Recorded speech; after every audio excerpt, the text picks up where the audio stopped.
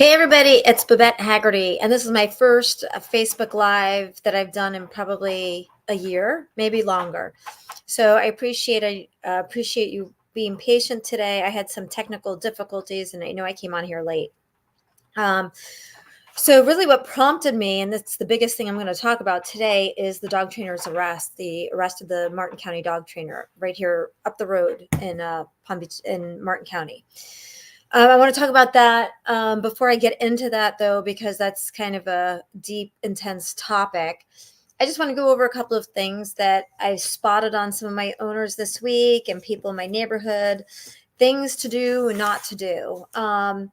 So last night I was walking my brand new puppy. As some of you know, I have a brand new German Shepherd puppy who fortunately is quiet right now. And he's asleep. And I hope he sleeps this whole entire time that I'm on here with you. So this guy is a really nice guy, and he was walking his golden retriever, and he's got another little mixed breed, some like beagle mix or something. And he was walking them on the harness, and all was fine. And usually these dogs are walking fairly well for him. But last night, the golden retriever was trying to pull towards my puppy and pulled him right down. And that's why I don't recommend a harness. A harness teaches your dog to pull. You have no control over the situation. On top of that, he was wearing flip-flops. In flip-flops, you cannot effectively control your dog. You want to wear closed-toed shoes. You want to wear a sneaker. You want to wear a flat shoe, not heels or anything like that. So it's super important that you wear flat shoes, not flip-flops, when working with your dog and when walking your dog, just in case your dog does something like pulls on you. Now, if your dog is pulling you on a harness, you are SOL. You are not going to have any ability to control that situation, and you're going to get knocked down. Fortunately, this guy was okay, and I'm happy about that. He's probably a little embarrassed, but he was fine. So don't walk your dogs on a harness. Go get instruction on how to walk your dog properly without a harness. Because remember, harnesses just teach dogs to pull. That's all it does. More comfortably, I should add. Now, another thing too, like I see this time and time again. Use the tools your dog trainer gave you. Don't use different tools, and don't treat dog training like a smorgasbord. I say this all the time. Somebody wrote in, she said, I can't get my puppy to stop nipping. She goes into the zoomies every single night. And I tried this and I tried this and I tried this. And someone told me this. I said, well, slow down. Wait a second. You're trying like 6, 7, 8 things. And this is all advice that you've gotten from, the plumber down the street and your tennis coach and people who have no idea what they're talking about. Just because they have a dog doesn't make them an expert in dog training. You really need to know how to effectively correct this nipping issue that's tearing up your skin, leaving holes everywhere, and you're on the verge of getting rid of your dog. You don't want that. So let's give you some tools to use correctly. Not just one time, but if you implement it correctly 2 or 3 times, then your problem's going to go away. So it's important that you listen to who you're taking your advice from. If you're not taking your advice from solid people in the sense that, yeah, they might be a nice guy or a nice girl and you might have fun with them, but if they come from a place where they're lacking education, don't take that advice to heart. It might be good advice, but don't give up because the advice you've taken from the plumber isn't working. Go to your local dog trainer, reach out to your veterinarian, reach out to experts that'll help you with these issues. All right. So I want to get into this arrest. This is why I don't watch the news. I heard about it this morning. It came up. I don't even know how I found out about it. It came up on something. And this person has been investigated before. The necropsy results have returned, and at least one of the 5 deaths in a year had blunt force trauma to the dog's head. Now, I do believe in our justice system, and I do believe that a person is innocent until proven guilty.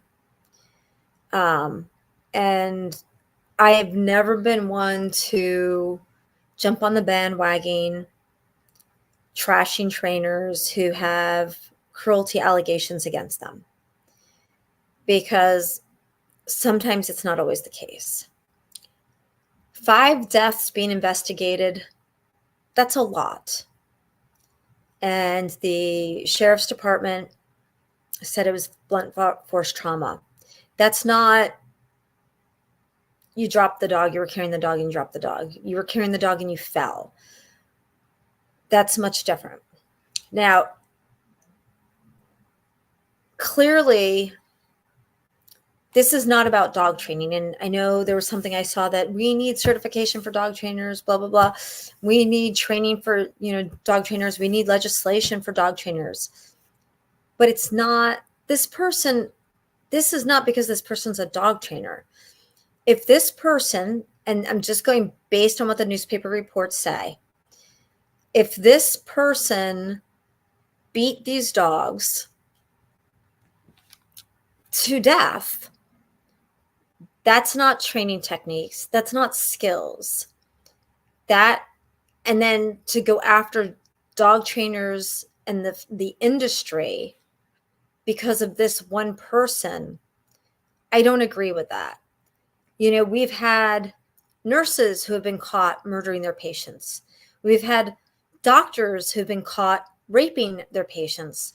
We've had attorneys who have been caught stealing from their clients. There's always a bad egg in every batch. Now, this is brutality. If these allegations are accurate, this is a very sick person who needs a lot of help. And in one of the articles I read, it quoted one of the families that had lost their dog, saying that they shouldn't be allowed to work with dogs.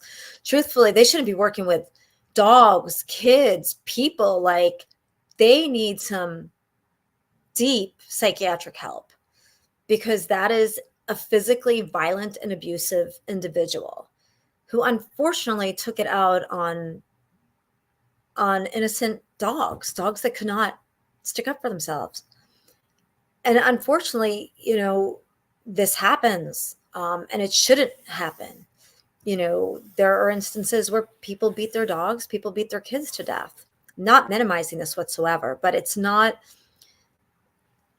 about dog trainers or the dog trainer field or the industry or what needs to be done. In my opinion, this is a very sick person. And I get upset when I hear things like this. I always get upset when I hear about cruel dog trainers and allegations against dog trainers, because I'm very proud of my field and it's a passion for me. And this just hurts our careers, our avocations, and let alone the dogs and the families. And through a series of just weird serendipity this week, I ended up encountering somebody. I'll just tell you, long story short, someone lives in my house that I lived in many years ago. I sold the home to another family, and they since sold it to this new family.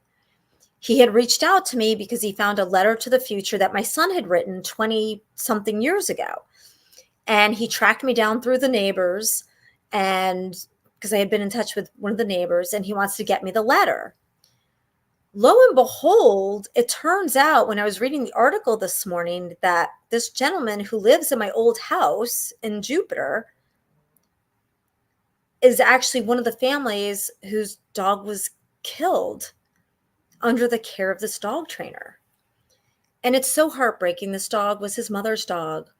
It's a 15-year-old dog. The woman is elderly. I mean, this was her best friend.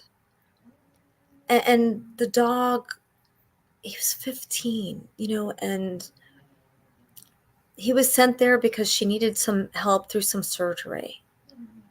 And I just can't imagine the pain that they're feeling. And I just can't imagine. It's heartbreaking. If you were one of the people that were affected and had a dog die in this individual's care, and I'm not going to call them a dog trainer because they're an abuser. They're an abuser. And if they have kids, they're beating their kids. I'm sure of that. So somebody like her no, she should not be training dogs, and no, she shouldn't have kids, and no, she shouldn't work with people. Maybe have a job and like, I don't know, Amazon packing boxes or something. Anyway, I don't want to get into that. Where I was going with that, and as many of you know that watch me, I can be a little ADD. But if you had a dog that passed in this trainer's care, please reach out to me. I want to help you. I want to help you get another dog. It's not going to take the pain away. I get that. And I'm going to train your dog for you at no cost to you, because I want you to have faith that restored, that there are good people out there and there are good dog trainers out there. And please don't lump dog trainers into a bucket of sick garbage, because the majority of dog trainers out there really love dogs and are really kind to dogs. And that's 99.9999% of the dog trainers. And we may not all agree on everything. And most of us don't agree on most things, but we are dog trainers because we love dogs and we love helping people have good lives with their dogs. So I just want to say that I really hope that this does not jade people's thoughts about dog trainers. It shouldn't. I hope this person gets the help that they need, or sit in jail forever if they're found guilty. Again, they're innocent until proven guilty. I do believe in that. But that is a person, in my opinion, that needs to get some serious help before they're walking around, because they're going to hurt somebody else. They're going to hurt a human. They're going to hurt a child. They're going to hurt another animal. So that is my thought. I really want to end this on a lighter note. I'm not sure how. But what I can tell you is that go out there and do something good for somebody today. Go help the little old lady who may want a dog or may want a cat, but they have trouble getting to the shelter to get one. Offer that to somebody. I actually did that a million years ago for a little old lady. Her name was Fran. And this was like in the 90s. And this memory just came back to me as I'm talking about it. I used to help collect money outside of the public supermarkets in the early 90s for Animal Rescue League, Peggy Adams Animal Rescue League. This woman, Joanne, and I would stand outside on Sunday mornings and Saturday mornings collecting money, donations. This was a long time ago. And I remember this woman, she came in her bus, at her senior citizen complex where she lived. And she said, I would love to have an animal or, a pet, but I can't get there. I can't get, the bus won't take me there. And I said, you know what? I'll take you. So I drove her to Animal Rescue League, and she picked out a cat. And I wish I could remember what she named the cat. She named the cat after her grandchild, I think it was, because she had a brand new grandchild that she hadn't met yet. And it was an older cat. It was a beautiful cat. And, I told her to stay in touch with me if she ever needed help getting the cat to the vet or anything. But, if you do something like that for somebody, help a little old lady today. Do something to help out somebody who may really want a dog and can't have a dog for whatever reason. Maybe they can't get to the shelter, or maybe they don't have, they don't feel like they will make the right decision. Go help them pick out a pet from the shelter. Do something. Try to spread a little joy in this world, because this morning in the dog world, it's a very sad place. And I just hope that the families that were affected by this can find some peace and know that there is good in this world. So I'm going to get back to getting my dogs worked today, because I have my students. But I am going to get back to my weekly lives. I know a lot of you have asked about it, and I'm also launching a podcast next month, and I'll keep you tuned on that. But I will see you all next Thursday at 1:00, and I'll go back to my weekly lives. Until next time, have a wonderful day, everybody, and thank you for loving your dog.